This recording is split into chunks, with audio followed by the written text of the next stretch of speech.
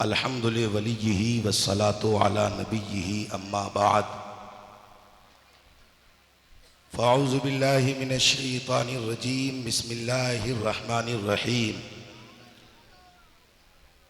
इन्नद्दीना इंदल्लाहिल इस्लाम सदक़ल्लाहु मौलानल अज़ीम व बल्लगना रसूलुहुन नबियुल अमीनुल मतीनुल करीम व नहनु अला ज़ालिका लमीन शाहिदीन व शाकिरीन वल्हम्दुलिल्लाहि रब्बिल आलमीन। नहायत ही अदब व एहतराम के साथ नबी पाक और आले नबी पाक की मुक़द्दस बारगाह में दुरूद पाक का हदिया पेश करें, बाआवाज़ बुलंद पढ़ें अल्लाहुम्मा सल्लि अला सय्यदिना व शफ़ीअना व मौलाना मुहम्मदिन बारिक वसल्लिम सल्लु अलैहि सलातम व सलामन अलैका या रसूल अल्लाह सल्लल्लाहु तआला अलैहि वसल्लम। शुहदाए करबला कमेटी के ज़ेरे एहतमाम फ़क़ीदुल मिसाल तारीख़ साज शुहदाए करबला कॉन्फ्रेंस में हम और आप शिरकत की सादतें हासिल कर रहे हैं। आप अपने नसीबे पर जितना नाज करें ये कम है कि अल्लाह रब्बुल इज़्ज़त ने हमें और आपको ज़िक्र इमाम हुसैन करने, कराने और सुनने की तौफीक अता कर दिया है। थोड़ी देर इत्मीनान व सुकून के साथ तशरीफ रखें। कमेटी की जानिब से इस साल हमें एक उन्वान दिया गया था कि कातिलाने हुसैन का अंजाम। आप अक्सर सुनते आए हैं कि मैदाने करबला में इमाम पाक का काफिला आया कैसे, उनके 72 जानिसारों की शहादत हुई कैसे, इमाम पाक को रास्ते में किस तरह से घेरने की प्लानिंग थी, इमाम पाक के जानिसारों को कैसे प्यासा तड़पाया गया, उनके शहजादों को कैसे प्यासा रुलाया गया, मेरे इमाम के 72 जानिसारों को किस बेदर्दी के साथ मैदाने करबला में शहीद किया गया। आप अक्सर सुनते आए हैं कि मेरे हुसैन चाह लेते अगर तो करबला की जमीन फट जाती और सारे के सारे यजीदी उसी में समा जाते।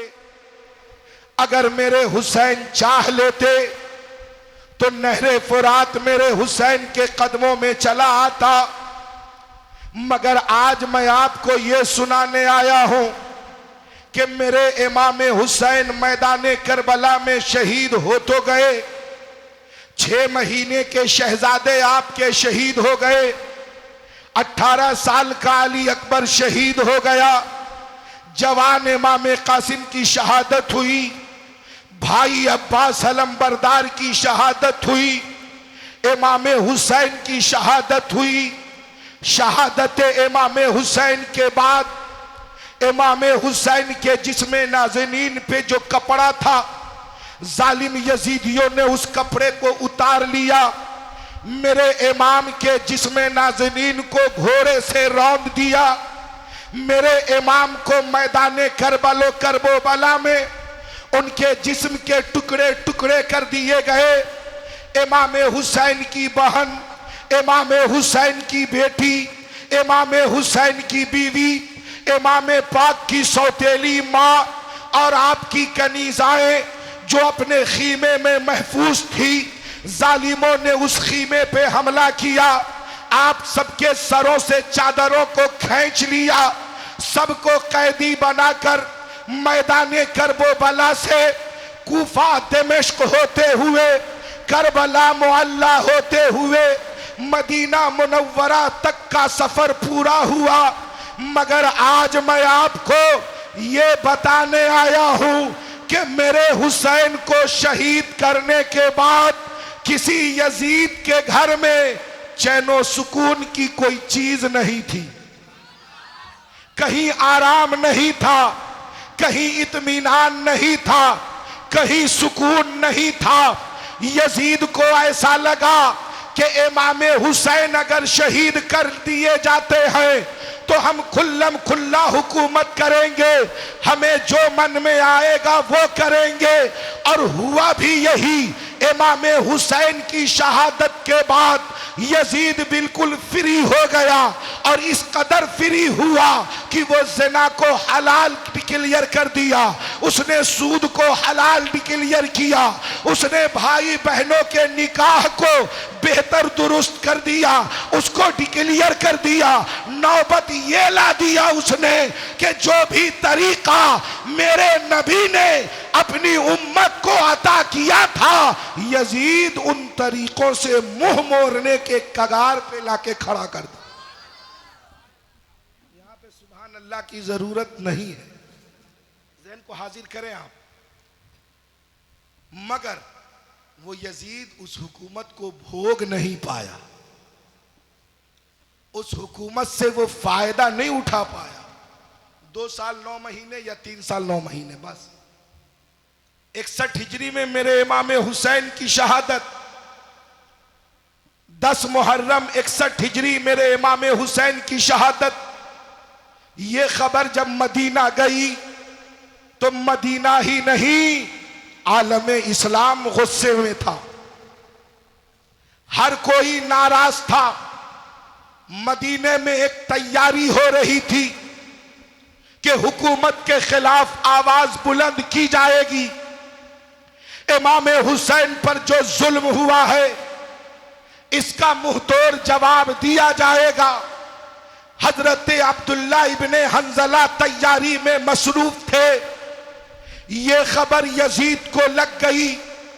यजीद जालिम ने क्या किया, मुस्लिम बिन उकबा के साथ उसने मदीना मुनव्वरा पर 63 और 64 हिजरी में मदीना मुनव्वरा पे हमला कराया। उस हमले में 700 सहाबिये रसूल को जालिमों ने शहीद किया। 10,000 के आसपास आम मुसलमानों की शहादत हुई। मस्जिद नबवी शरीफ की हुर्मत को पामाल किया गया।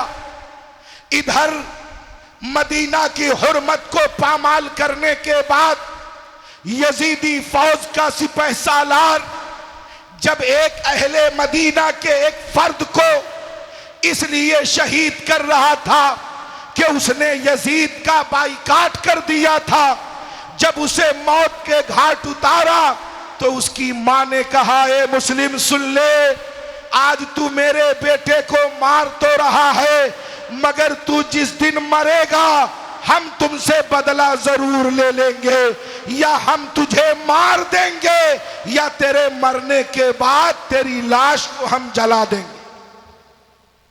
जब उसके मरने की खबर इस औरत को लगी तो ये औरत पहुंची उसके कब्र तक। उसके कब्र को जब खोदा तो देखा कि अंदर में एक अजदहा है जो इस जालिम के पूरे जिस्म को जकड़े हुए है, और उसके नाक के इस हिस्से में दाखिल होकर फिर दूसरे हिस्से से वो बाहर निकल रहा है। मगर मां है कह रही है, जब ये सांप थक जाएगा, इस जालिम को चूस चूस कर जब ये सांप थक जाएगा, तब हम इस जालिम को आग के हवाले करेंगे। ये फौज मक्का पहुंची, मक्का पे हमला किया, खाना काबा के खिलाफ को जलाया। खाना काबा के छत की लकड़ियां जल गई, उसमें बहुत सारे तबर्रुकात जल गए। मतलब 63 हिजरी में यजीद उधर ऐसी बीमारी में मुब्तला हुआ कि उसके पेट के अंदर अतड़ी के सारे हिस्से सड़ चुके थे। उसके सड़ने की वजह से ऐसी बदबू आती थी कि कोई उसके पास जाता नहीं था। उसके मर्ज का हाल ये था कि जब वो पानी पिए तो अतड़ी, सड़े हुए अतड़ी पर जब वो पानी के कतरात गिरते थे तो वो तड़पता था पानी की वजह से। कहता है हाय पानी पानी, और जब उसको पानी नहीं दिया जाता तो प्यास से तड़पता था, अगर पी ले तो दर्द से तड़पता था, और न पिए तो प्यास से तड़पता था। सब जानते थे ये तड़प इसलिए रहा है कि करबला में अली असगर तड़प के जान दिए। यजीद की मौत 15 रबीउल अव्वल 64 हिजरी को यजीद मरा। इसके मरने के बाद यजीद के बेटे को बनाया गया, यजीद की जगह तख्त नशीन कराया गया, मगर बहुत कम मुद्दत में वो भी मर गया।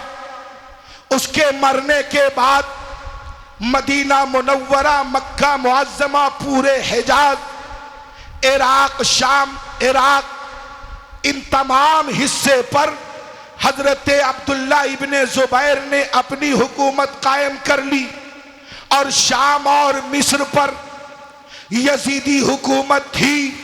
उसके मरने के बाद, बेटे के मरने के बाद, मरवान बिन हकम ने अपनी हुकूमत बना ली। मरवान बिन हकम के मरने के बाद उसके बेटे अब्दुल मलिक बिन मरवान ने हुकूमत संभाली। मरवान के बेटे की हुकूमत चल रही थी। इसी दरमियान में मुख्तार उबैद सकफी, जो कूफा का रहने वाला था, उसे अब्दुल मलिक ने कूफा का गवर्नर बनाया था। मुख्तार गवर्नर बनने के बाद कूफा वालों में एक ऐलान किया, हे अहले कूफा, हे शाम वालों, मैं इमाम हुसैन के कत्ल का बदला लूंगा। एक एक को चुन चुन कर घर से निकाल निकाल कर मौत के घाट उतारूंगा। हुसैनियों, मुझे मेरी मदद करो, यजीदियों को तलाशने में हमारा ताउन करो। बताओ कौन कौन इमाम हुसैन के कत्ल में शामिल था, कौन कौन उस 22,000 लश्करे जर्रार में शामिल था। हम चुन चुन के मौत के घाट सबको उतारेंगे। इसने एक मीटिंग बुलाई, और उस मीटिंग में सबसे पहले इसने इब्ने साद की तलाशी ली कि ये कहां बैठा है। यही यजीदी सिपह सालार था। पूछा इसके बारे में, ये कहां है। घर भेजा गया, फौज को पकड़ के लाओ। वो घर में छुप गया। बेटे ने आकर, उसके बेटे का नाम हफ्स था, उसने आकर कहा मेरे अब्बा घर के अंदर हैं, अब खिलवत नशीन हो गए हैं, बाहर कहीं नहीं निकलते हैं। तो मुख्तार ने कहा जालिम, जिस दिन मेरा हुसैन करबला में था उस दिन तेरा बाप खिलवत नशी न हुआ, आज वो खिलवत नशी हुआ है। हुक्म दिया उसके घर को घेर लो, और जहां वो मिले उसे मौत के घाट उतार दो। घेर लिया गया मुख्तार को। मुख्तार के हुक्म पर इब्ने साद को घेरा गया। उसी के घर में उसे तड़पा तड़पा कर मौत के घाट उतारा गया। इधर इसके मरने के बाद हुरमला, जिसने हजरत अली असगर पर तीर चलाया था, तो कहा उसे पकड़ के लाओ, पता करो वो कहां है। तो मालूम ये चला कि उसको मारा क्या जाए। जो हुरमला था, जिसने हजरत अली असगर पर तीर चलाया था, करबला से आने के बाद वो ऐसी बीमारी में मुब्तला हुआ कि आगे के हिस्से में उसको गर्मी लगती थी, अब पीछे के हिस्से में उसे ठंडी लगती थी और प्यास बहुत लगती थी। इसलिए घर वाले पीछे उसके बर्फ का इंतजाम करके रखते थे, और उसके आगे आग के लिए आगे गर्मी, इसलिए ठंडक का इंतजाम। अब पीछे ठंडी, इसलिए गर्मी का इंतजाम वो अपने बिस्तर पे सो भी नहीं पाता था। अगर सोने जाए तो पुष्ट के जानिब से जो ठंडक महसूस होती उससे तड़पने लगता था, सामने से जो गर्मी महसूस होती थी उससे तड़पने लगता था। तो आगे बर्फ का इंतजाम और पीछे गर्मी का इंतजाम, अजीब इंतजाम। मेरे इमाम ने पानी मांगा था हजरत अली असगर के लिए, इसने तीर चलाया था। प्यास लगती थी। रावियों ने कहा कि जब वो पानी पीता था तो पी कर उसके पेट फूल जाते थे मगर उसका प्यास खत्म ना होता। पी कर उसके पेट फूल जाते थे। एक दिन ऐसा हुआ कि ऐसे ही पीते पीते वो ऐसी बीमारी में मुब्तला हुआ कि उसके पेट के कुछ हिस्से फट भी गए और उसी हालत में उसकी मौत भी हो गई। वो भी मारा गया, इधर हुरमला मारा गया, उधर सेनान मारा गया, उधर इब्ने साद मारा गया। अब ये जालिम इब्ने ज़ियाद है, ये 15,000 फौज लेकर बड़ी आसानी से मोसिल की तरफ बढ़ रहा था कि हम भाग निकलेंगे, मगर मुख्तार उबैद सकफी ने हजरत मालिक बिन इब्राहिम से कहा चढ़ाई करो, भागने न दो और किसी तरह से उसे मुहर्रम के ही महीने में हो सके तो 10 मुहर्रम को ही उसे मौत के घाट उतार दो। 67 हिजरी 10 मुहर्रम की तारीख उसे घेर कर किसी तरह से नहरे फुरात के किनारे लाया गया और यकबारगी उस पे हमला किया गया। उस हमले में उसकी फौज के लोग भी मारे गए, उसमें इब्ने ज़ियाद भी मारा गया। जब इब्ने ज़ियाद के सर को कूफा लाया गया तो मुख्तार सकफी ने कहा कूफा वालों आ जाओ, जहां इब्ने ज़ियाद ने हुसैन पाक का सर रखा था। देखो आज 67 हिजरी यानी 5 साल में हमने उस जालिम के सर को यहां पे रख दिया। जब सर लाके रखा गया पूरा कूफा टूट पड़ा। अचानक एक आवाज आई, आ गया आ गया। कौन आया कौन आया? आ गया आ गया। कौन आया? तो लोगों ने देखा सांप आ रहा है। अब वो सांप आया, जालिम इब्ने ज़ियाद के मुंह में दाखिल होता, नाक के रास्ते से बाहर होता। कई मर्तबा वो ऐसा किया, आते हुए लोगों ने बहुत दूर से न देखा और जाते हुए भी लोगों ने ये न देखा कि वो कहां चला गया। हजरत मोहतरम, अब एक जालिम बच रहा है जिसने इमाम हुसैन के सर को बड़ी तेजी से करबला से लेकर कूफा निकल गया था। उसका नाम था खुली बिन यजीद। तलाश जारी है कि खुली कहां है, तलाश जारी है कि खुली कहां है। जब खुली का पता चला कि वो अपने घर में छुपा हुआ है, मुख्तार उबैद सकफी ने कहा उसके घर को घेर लो, उसे गिरफ्तार करो, कोई उसे मारे नहीं, उसे जिंदा हमारे पास लाए, उसे सरेआम मारा जाएगा। उसे कोई ना मारे, उसे जिंदा गिरफ्तार करे। जब घर में फौज के लोग दाखिल हुए तो खुली बिन यजीद ने अपनी बीवी से कहा मैं छुपने जा रहा हूं, तुम कह देना वो घर में नहीं है। मैं छुपने जा रहा हूं, तुम कह देना वो घर में नहीं है। कहा ठीक है, मैं कह दूंगी वो घर में नहीं है। जब लोग अंदर दाखिल हुए तो उसकी बीवी मुहिब्बे अहले बैत थी, वो खुद मौका तलाश रही थी कि किस दिन हम इसका काम खत्म करें। उसकी बीवी जबान से कहती है मेरे शौहर यहां नहीं है, और इशारे से कहती है इधर इधर, जबान से कहती है मेरे शौहर घर पे नहीं है, और इशारे से कहती है इधर, यानी इशारे से पता बता रही है और जबान से कह रही है वो घर में नहीं है। तो जिधर इशारा किया उधर देखा कि टोकरियां ही टोकरियां रखी हुई हैं। जब टोकरियों को उठाया गया, उसके नीचे जमीन में बिल्कुल चिपका हुआ ये खुली बिन यजीद मिला।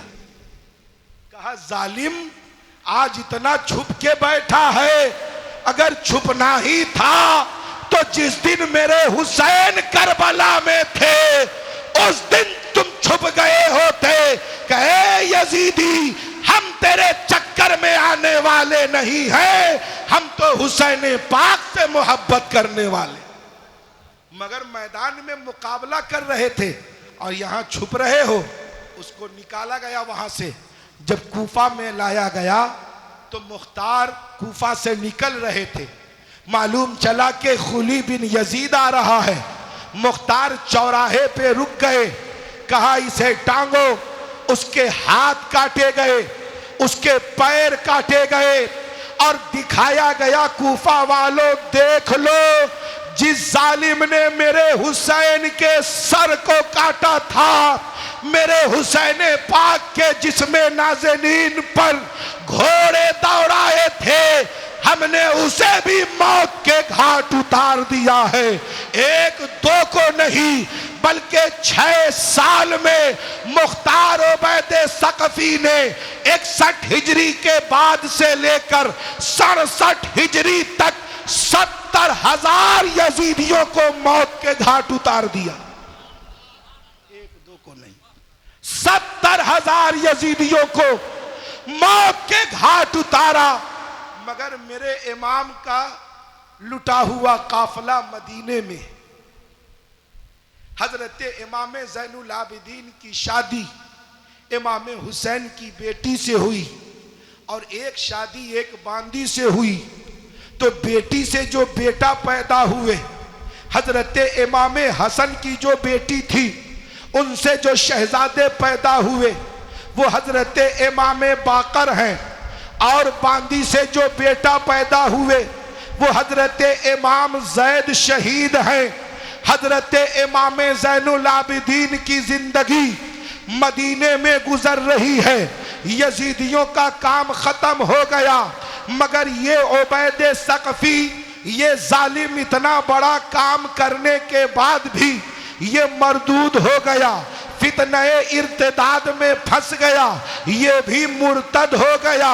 अब मुर्तद ही की हालत में इसकी मौत भी हो गई।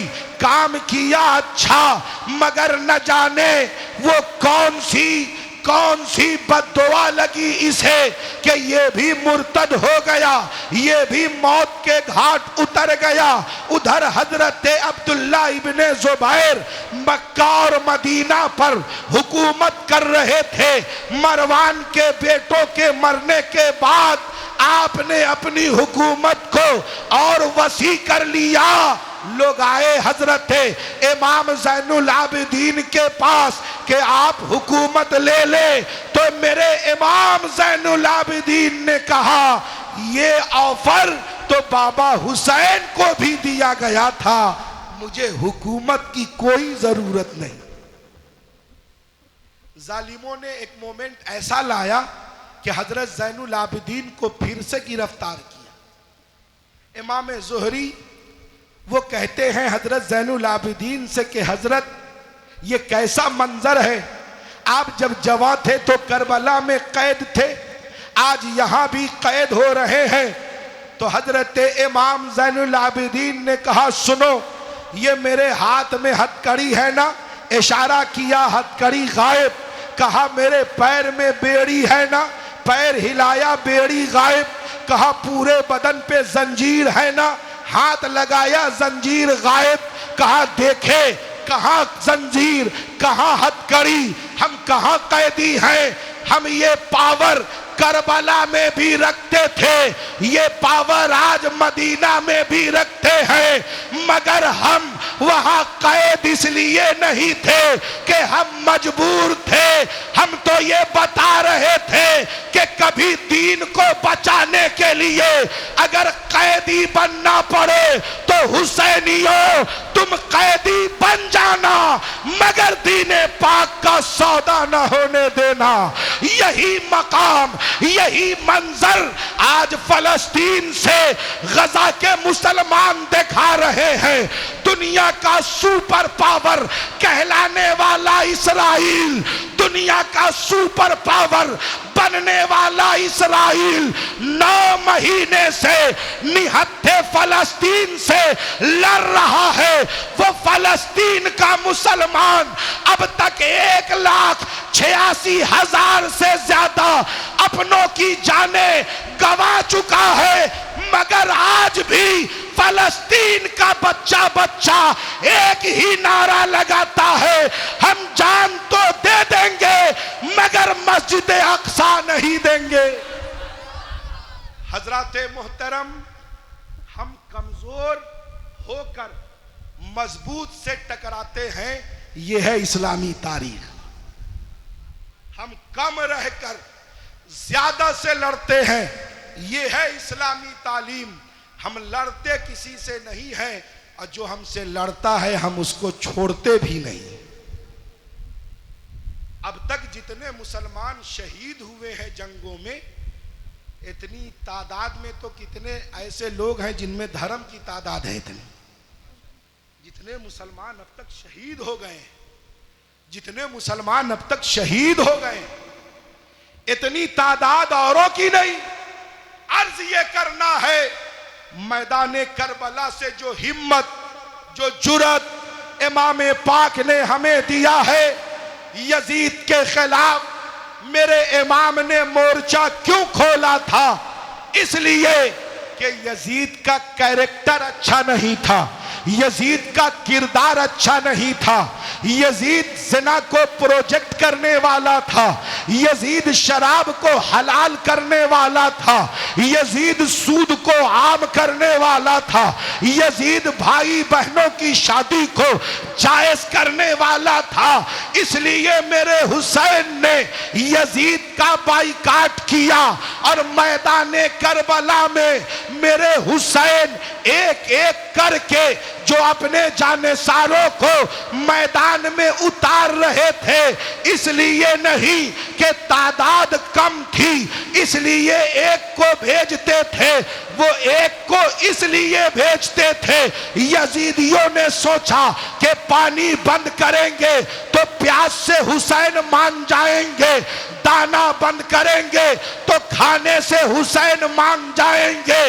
मगर मेरे हुसैन एक को भेज रहे हैं, इसलिए कि एक को भेजेंगे, एक की शहादत पर अगर यजीदियों का दिल पिघला तो हम माफ कर देंगे।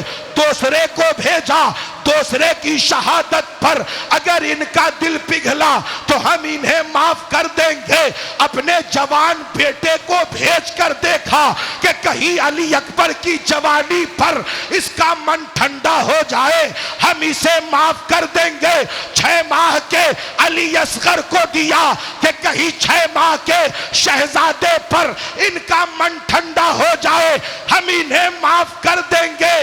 मगर यजीदियों का मन ठंडा न हुआ, उन्हें दौलत का बुखार चढ़ा था। मगर मेरे हुसैन जब आखिर में करबला आए तो क्या कहा? अली अकबर की कुर्बानी माफ करता हूँ, अली असगर की कुर्बानी माफ करता हूँ, कासिम की जवानी को माफ करता हूँ, अब्बास के बाजू कटे तुझे माफ करता हूँ, 72 जानेसारों को लूटा तूने, तुझे माफ करता हूँ, भूखा प्यासा रखा तूने, तुझे माफ करता हूँ। हुसैन इब्ने अली का खून मत बहाओ वरना कयामत तक तुझे कोई माफ न करेगा। मौका दे रहे कि अब भी मान जाओ, मगर यजीदी न माने। कातिलाने हुसैन का अंजाम यह हुआ कि यजीदी थे, हुसैनी हैं। यजीदी थे, हुसैनी हैं ही नहीं रहेंगे। हुसैनी हैं और रहेंगे। यजीदी थे, हुसैनी हैं, क्योंकि जमाना हुसैन का है। जब सब मुस्तफा का है तो मेरे हुसैन तो मुस्तफा के हैं। हजरत मुहतरम, अपनी बातों को यहीं पे खत्म कर दें।